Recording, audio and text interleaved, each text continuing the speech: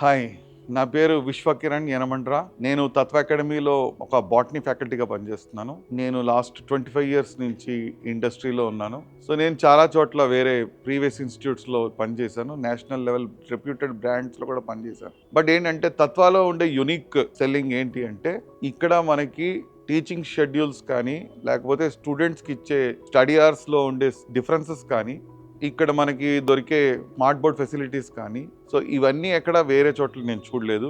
Most important ఏంటంటే ఒక serene atmosphere మాది సిటీ మధ్యలో.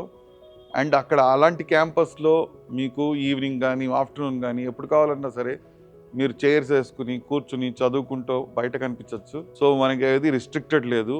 సో ఆ రకంగా చూస్తే తత్వ అకాడమీలో చేసే వాళ్ళకి నిజంగా చాలా సాటిస్ఫాక్షన్ అనిపిస్తుంది.